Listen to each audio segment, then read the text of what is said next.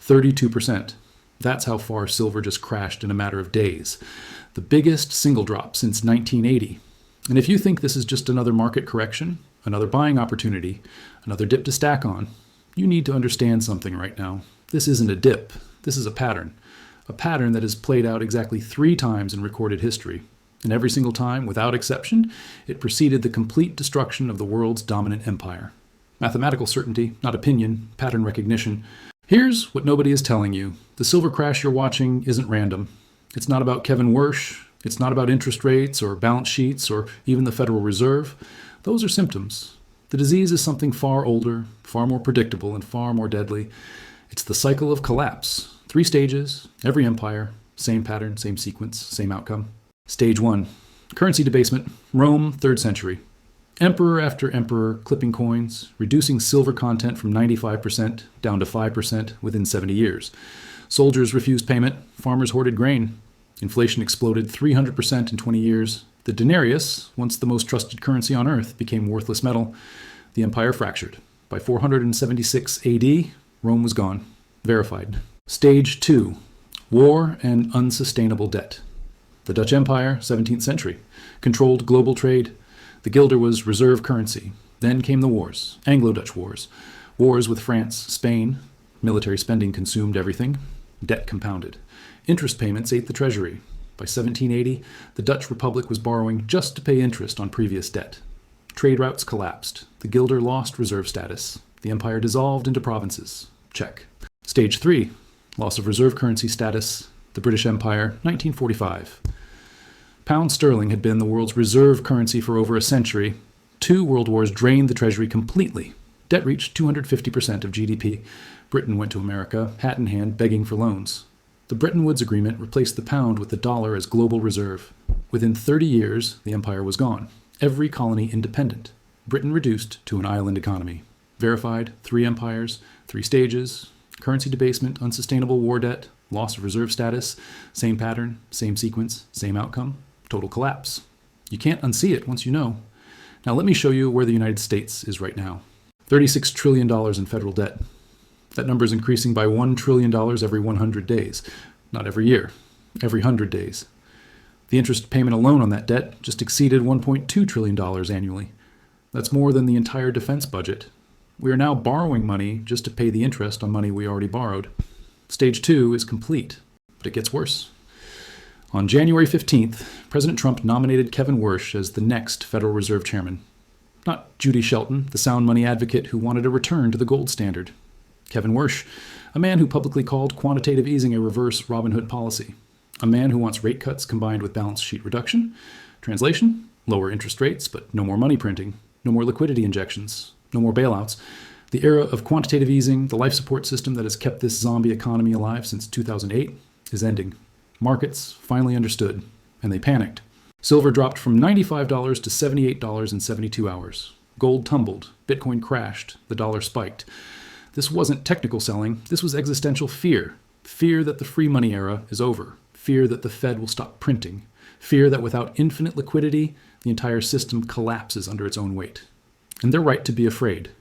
Because here's what Kevin Wersch actually represents. He represents the moment the United States government admits it can no longer print its way out of debt. He represents Stage 3, loss of reserve currency status. You think the dollar is still safe? Listen to this.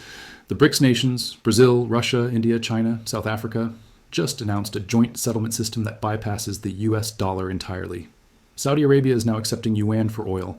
China and Russia are conducting bilateral trade in their own currencies.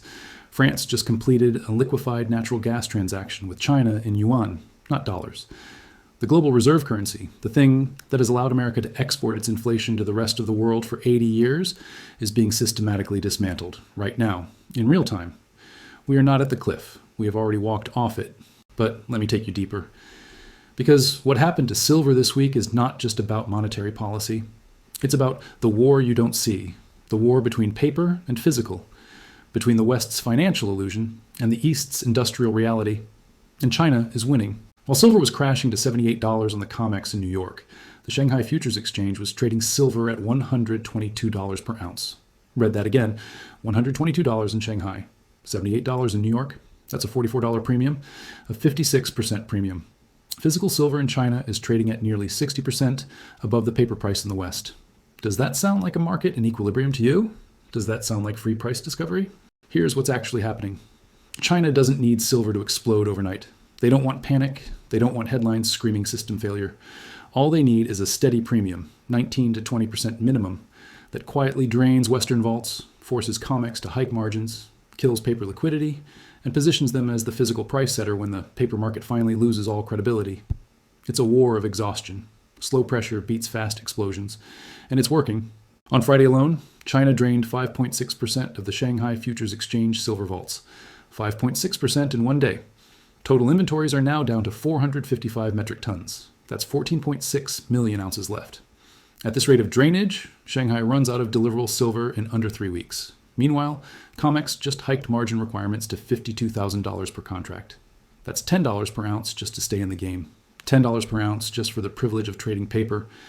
Margin hikes don't happen in calm, healthy markets. They happen when systemic risk is spiking, when counterparty defaults are imminent, when the exchange itself is terrified of a delivery squeeze it cannot meet. And while all this is happening, while vaults are draining and premiums are exploding and margins are being hiked into the stratosphere, the Czech Republic just sent its foreign minister to the United States to discuss critical mineral supply chains. Silver is now a national security issue, not an investment, not a trade, a critical material that governments are scrambling to secure because they finally understand that China controls the physical supply, and the West has been playing paper games for too long. Let me paint you a picture of what this looks like when it breaks. You wake up one morning and silver on COMEX is trading at $70. You check Shanghai, $150. You think, arbitrage opportunity, I'll buy COMEX futures and take delivery, but you can't because COMEX just announced force majeure, cash settlement only, no physical delivery. You think, fine, I'll buy from a dealer, but dealers have no inventory. Premiums are 40% overspot. Delivery times are 16 weeks. You think, I'll buy mining stocks instead. But the mines are in Argentina, Peru, Mexico, and China, just signed exclusive offtake agreements with all of them. The physical silver is gone. It left the West slowly, quietly, consistently, for years while everyone was distracted by the paper price. That's not speculation. That's March 2020. COMEX silver was at $12. Physical dealers were charging $30 and still couldn't keep inventory. The spread hit 150%. It took months to normalize, and that was just a pandemic shock. Imagine what happens when the reserve currency system collapses and governments scramble for strategic materials. Same pattern, same sequence, same outcome. Rome debased the denarius and collapsed. The Dutch borrowed beyond capacity and collapsed. Britain lost reserve currency status and collapsed. The United States is in stage 3 right now. 36 trillion in debt, loss of reserve status accelerating. And the one asset that has survived every single empire collapse in human history, silver, is being systematically drained from Western vaults, while the paper price is being crushed to create the illusion of abundance. But here's the thing they don't tell you. Here's the thing that changes everything. This is not a collapse, it's a transfer. Wealth is not being destroyed, it's being moved from those who hold paper to those who hold physical, from those who trust the system to those who understand the pattern, from the West to the East, from the unaware to the prepared. This has happened 3 times before. And every single time, the people who saw it coming, the people who moved their wealth into hard assets before the break, those people became the new wealthy class of the next era. Let me give you historical proof. Weimar Germany, 1923. Hyperinflation destroyed the mark. People who held cash and bonds were wiped out. But people who owned farmland, who owned factories, who owned gold, they survived. More than survived. They bought up assets from desperate sellers for pennies and became the wealthy class of the next era. The wealth didn't disappear. It transferred. Zimbabwe, 2008. The Zimbabwe dollar inflated into oblivion. $100 trillion bills that couldn't buy bread. People who held currency were destroyed, but people who had moved wealth into South African rand, into US dollars, into gold, into livestock, into productive land, they not only survived, but thrived. They could buy anything they wanted from desperate sellers at absurd discounts. Wealth transfer. Venezuela, 2016 to present. The bolivar collapsed. Inflation exceeded 1 million%. Savings evaporated. But those who had converted paper into hard assets, into dollars held outside banks, into cryptocurrency, into gold and silver, they became the new wealthy class. Same pattern. Wealth transfer from paper to physical. Not might happen. Will happen. The mathematics are inevitable. You cannot borrow $36 trillion, increase that debt by $1 trillion every 100 days, lose global reserve currency status, and survive as an empire. It has never happened. It will not happen this time. The only question is whether you see the pattern before it completes. Producer price index inflation just came in at 3%, well above the expected 2.7%. Core PPI hit 3.3%, highest since July of last year. Inflation is accelerating. And what happened? Silver got dumped, gold got dumped. The inflation hedge assets got sold off on news of higher inflation. Does that make sense to you? It shouldn't, unless you understand that these are not markets. These are control systems. Prices are set, not discovered. The LBMA and COMEX have proven for decades they are incapable of running a free and fair market. The past 72 hours are just a continuation of those practices. But the cracks are showing. The Shanghai premium is the crack. The vault drainage is the crack. The margin hikes are the crack. The Czech foreign minister flying to Washington to discuss critical minerals is the crack. You're watching the controlled demolition of the Western financial system in real time. And the people running the demolition are telling you it's fine, it's just volatility, it's just a correction, just keep your wealth in dollars and bonds and stocks and everything will recover. It won't. Because the pattern says it won't. Rome didn't recover, the Dutch didn't recover, Britain didn't recover. They all thought they were special. They all thought their empire was different. They all thought their currency was backed by something real. They were all wrong. Here's what you need to understand. There are two types of people watching this right now. Long-term physical stackers who see this drop and smile because they're about to buy real money at a discount. And short-term paper traders who are getting destroyed by leverage and margin calls and forced liquidation. Know which one you are, because one of those groups is about to experience generational wealth transfer in their favor, and the other is about to be wiped out completely. The smart money is leaving. It's leaving dollars, it's leaving bonds, it's leaving paper promises, and it's moving into physical silver, physical gold, land, energy, food production, things that cannot be printed, cannot be inflated away, cannot be confiscated by a keystroke. The premium in Shanghai is not an anomaly. It's a signal. It's China telling you where real price discovery is happening. It's the physical world separating from the paper illusion. Let me show you China's exact strategy because it's brilliantly simple. They don't need explosive moves. They don't need headlines. They just need a consistent 19 to 22% premium that quietly drains Western vaults. Look at the pattern. A few weeks ago, COMEX was at $95.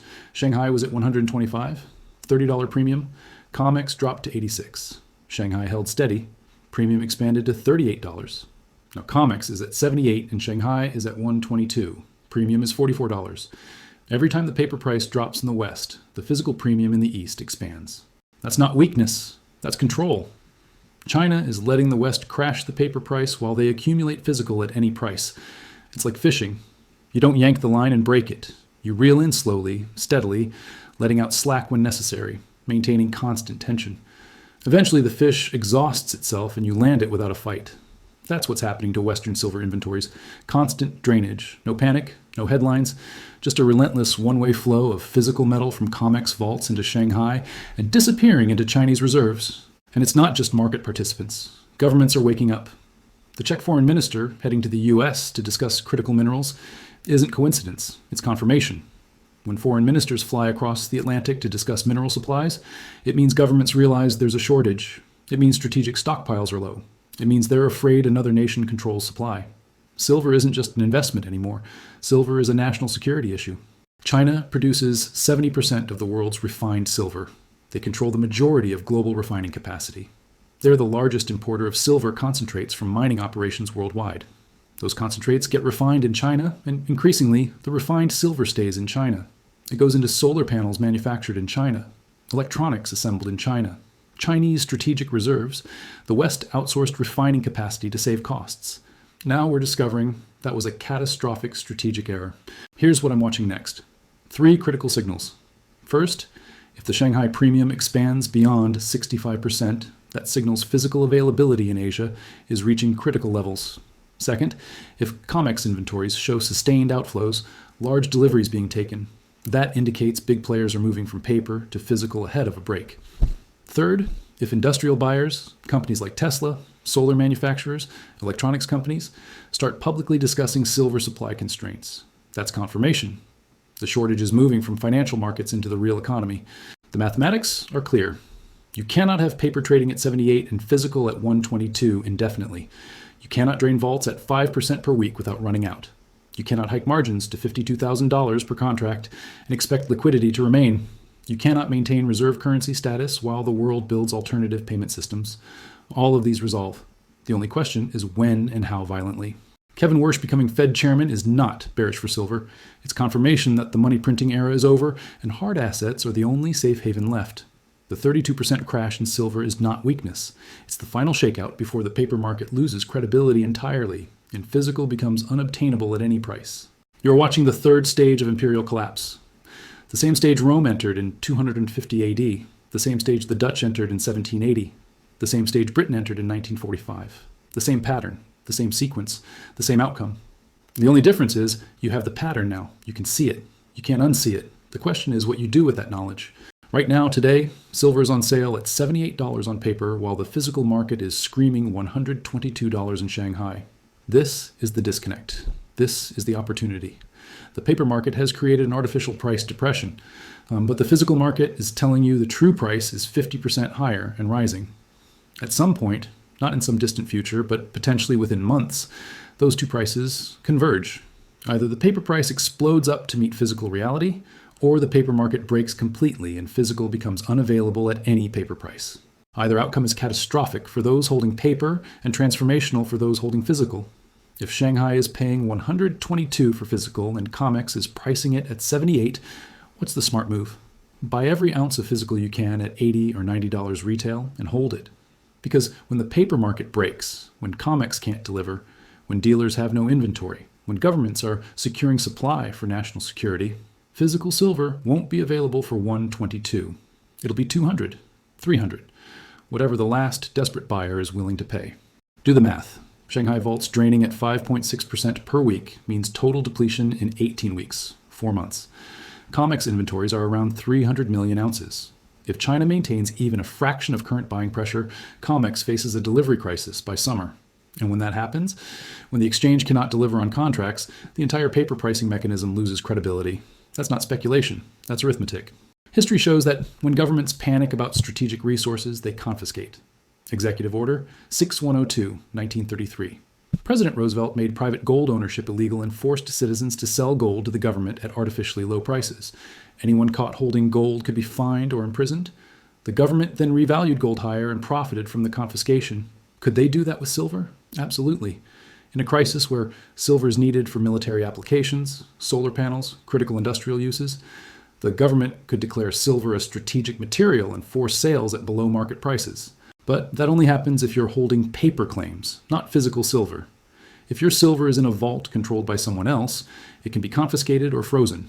If your silver is in your possession, secured, not registered with any institution, it's much harder to confiscate. And historically, confiscations have been temporary and followed by massive revaluations benefiting anyone who retained physical metal. The people who hid their gold in 1933 made fortunes when gold was revalued from $20 to $35 per ounce the following year. Crisis creates chaos. Chaos creates opportunity. But only for those holding the actual asset, not a paper claim. COMEX silver futures are a claim. An ETF like SLV is a claim. Even allocated storage at a bank is a claim that can be frozen. Physical silver in your possession is the asset itself. And in a collapse scenario, possession is everything. Rome took 200 years to collapse after currency debasement began. The Dutch took 80 years. Britain took 30 years. Each cycle accelerates because financial systems become more interconnected, more leveraged, more fragile. The United States has been in the debt spiral since 2008. We're 16 years in. If the pattern holds and accelerates, we're looking at resolution within the next 5 to 10 years, possibly much sooner. We're already seeing stage 3 happening in real time. The BRICS alternative payment system is operational. Saudi Arabia is accepting yuan for oil. That's not future speculation. That's current reality. And silver, this critical material nobody pays attention to, is the canary in the coal mine. It's telling you the entire system is breaking. Paper price crashes while physical premium explodes. That's not a market functioning properly. That's a market in the process of failure. And the smart money, sovereign wealth funds, billionaires, central banks in the East, they're moving from paper to physical while it's still available. You're watching the wealth transfer happen in real time. The question is whether you see it and act, or whether you trust the paper price on your screen and wake up one day to discover your claims are worthless and the physical is gone. Same pattern, same sequence, same outcome. Rome, the Dutch, Britain, and now the United States. The cycle completes. The only variable is you and what you do with this information. Subscribe if you want to know what happens next. Because the pattern says What happens next is the part where paper holders realize they're holding nothing, and physical holders realize they're holding everything. And that realization happens fast, violently, and without warning. Not might happen, will happen. The mathematical certainty of imperial collapse is playing out right now, and you need to decide which side of history you're on before the door closes.